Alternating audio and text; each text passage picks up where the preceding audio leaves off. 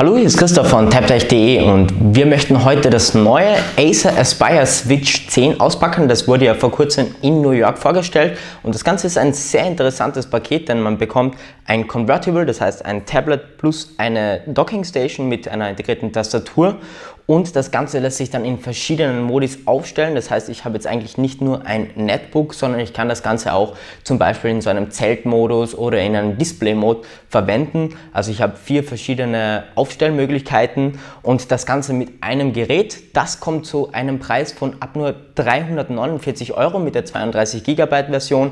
Davon sind dann nach dem ersten Start ca. 15 bis 18 GB frei. Und wir haben hier die 64 GB Speichervariante und die kostet ungefähr 399 € und hier sind nach dem ersten Start und nach der Installation von Microsoft Office, was hier auch kostenlos vorinstalliert ist, beziehungsweise wo man auch die kostenlose Lizenz bekommt, hat man ca. 44 GB frei, was schon jede Menge ist. Und es gibt auch noch eine dritte Version, dabei bekommt man die 32 GB Version plus eine 500 GB HDD-Festplatte in der Tastaturdock. Leider wird es vermutlich so sein, dass man jetzt die normale Tastaturdock nicht einfach aufstocken kann, denn da gibt es 2 verschiedene Tastaturdocks mit verschiedenen Bauhöhen. Aber am besten fangen wir jetzt erstmals mit dem Unboxing an.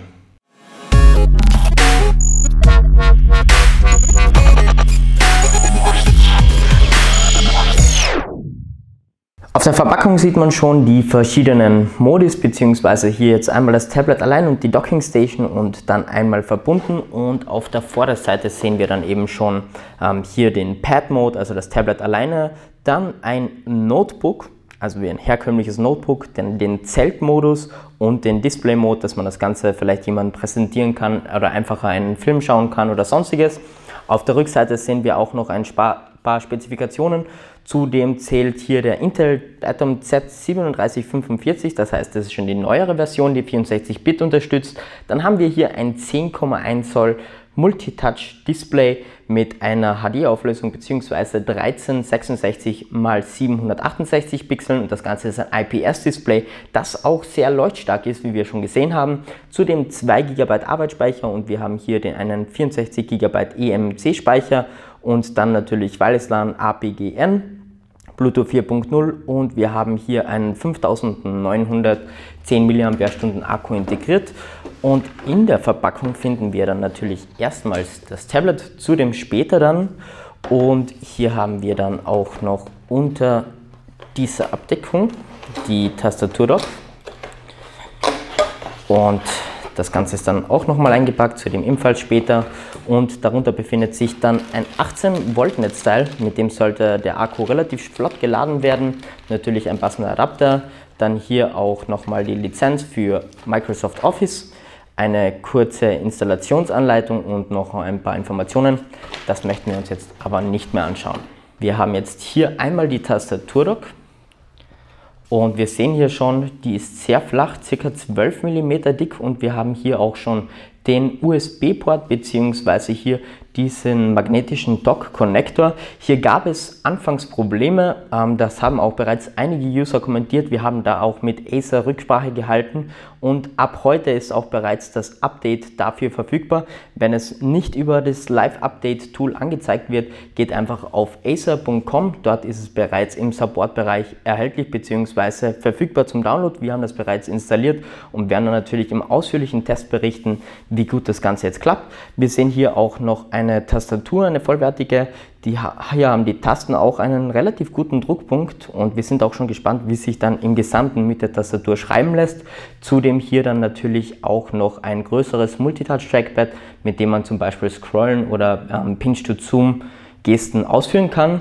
Und dann, wie erwähnt, der USB 2.0 Anschluss. Und wer jetzt eine andere Version hätte, der hätte eine etwas dickere Tastatur. Hier wäre dann aber eine 500 GB Festplatte integriert, quasi als externer Speicher für das Tablet. Und hier haben wir dann das Schmuckstück. Das wäre dann hier das Tablet, auch gut verpackt. Und hier haben wir es. Wir sehen hier schon auf der Vorderseite, es wurde jetzt nicht gerade viel am Platz gespart. Dafür haben wir aber auch die Lautsprecher auf der Vorderseite integriert. Ein Vorteil vor allem im Vergleich zu anderen Tablets, wo die Lautsprecher an den Seiten sind oder einfach hier irgendwo, dass man das Ganze leicht abdecken kann. So hat man wirklich als Nutzer immer ein optimales Sounderlebnis, zum Beispiel beim Spielen oder einfach beim Filme betrachten. Vor allem auch in Verbindung mit dieser Tastaturdock, wo wir jetzt das Ganze einfach andecken können. Ihr seht hier, das schnappt fast wie von selbst ein und ich habe jetzt zum Beispiel hier in diesem Display-Mode wirklich eine optimale Einstellung, zum Beispiel zum Filme betrachten oder sonstiges, und hier geht wiederum der Sound nach vorne zum Nutzer, was wirklich sehr praktisch ist. Ansonsten ist das Gerät mit 8,9 mm auch sehr flach. Wir sehen hier, es ist auch vom Gewicht her mit 580 Gramm circa relativ leicht und lässt sich so auch gut in den Händen halten.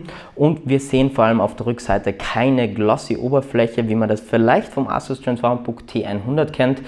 Hier haben wir einen wertigeren Kunststoff oder vielleicht ist das sogar Aluminium, da müssen wir noch etwas genauer sehen. Auf jeden Fall kommt es in diesem Brushed Aluminium Look und das Ganze macht sich auch wirklich sehr positiv und vor allem fühlt sich schon mal wertiger an im Vergleich zum Beispiel zu diesem Glossy Plastik, was wir bereits erwähnt haben. Natürlich hier dann auf der Rückseite auch noch das Acer Logo, keine rückwärtige Kamera, was aber jetzt im Prinzip vielleicht nicht allzu sehr stört. Und dann die wichtigsten Ports sind hier an den Seiten zum Beispiel ein Mikrofon, dann ein Micro-SD-Slot, damit man den internen Speicher erweitern kann, ein Micro-USB-Port sowie ein Micro-HDMI-Port und auch noch ein eigener Ladeanschluss. Das heißt, wenn ihr jetzt das Gerät lädt, könnt ihr trotzdem noch einen USB-Adapter verwenden und zum Beispiel eine externe Maus oder sonstiges anschließen und damit eben der Port frei bleibt. Von dem her auch sehr praktisch. An der Unterseite natürlich hier der Connector für die Tastatur und auch nochmals hier der On-Off-Button bzw. der Lautstärke-Regler bzw. ein Audioanschluss. Also von den Anschlüssen her ist fast alles gegeben. Einzige, was uns jetzt hier auf den ersten Blick noch fehlt, ist ein vollwertiger USB-Anschluss am Tablet.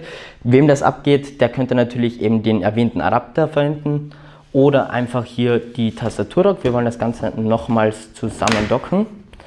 Und wir sehen hier, zusammen ist es mit ca. 1,2 Kilogramm auch noch, ja, zwar nicht recht leicht, aber trotzdem kompakt und es macht auch hier einen guten Eindruck. Vor allem positiv ist einfach die verschiedenen Modes, die man verwenden kann, und was uns auch bereits aufgefallen ist, wenn man hier das Tablet sieht, kann man hier das relativ weit nach hinten lehnen. Es ist natürlich so, dass dann hier das Gewicht der Tastatur bzw. der Dock so leicht ist, dass es nach hinten klappt, aber wenn man vielleicht seine Hand darauf legt und etwas schreibt, ist das schon sehr praktisch. Ich kann natürlich nicht so weit hinterklappen und dann fällt das Gerät auch nicht um. Aber hier trotzdem die Möglichkeit besteht, dass man das so relativ weit hinterklappt und ich kann dann natürlich hier das Ganze einfach entdocken, was auch sehr, sehr leicht geht.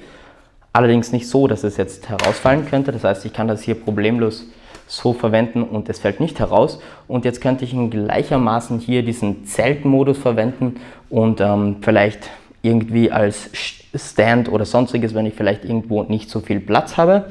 Oder natürlich das Ganze dann in diesen Display-Mode, wo ich einfach zum Beispiel einen Film betrachten könnte oder sonstiges. Also hier vom ersten Eindruck macht es sich auf jeden Fall sehr gut. Vor allem hier auch das Display, auch wenn wir jetzt nicht so eine hohe Auflösung haben, aber es ist sehr leuchtstark, vor allem im Vergleich zum Asus Transformer T100, was zwar auch ein IPS-Panel hatte, aber nicht ganz so hell war. Hier macht sich das vielleicht nochmal eine Spur besser. Das werden wir aber dann in einem direkten Vergleich zeigen. Das war's erstmals mit dem Unboxing und einem Hands-on des neuen Acer Aspire Switch 10. Den ausführlichen Test dürft ihr euch natürlich in den kommenden Tagen erwarten. Ich sage erstmals danke fürs Zusehen. Vergesst natürlich nicht, unseren YouTube-Kanal zu abonnieren und taptech.de zu besuchen.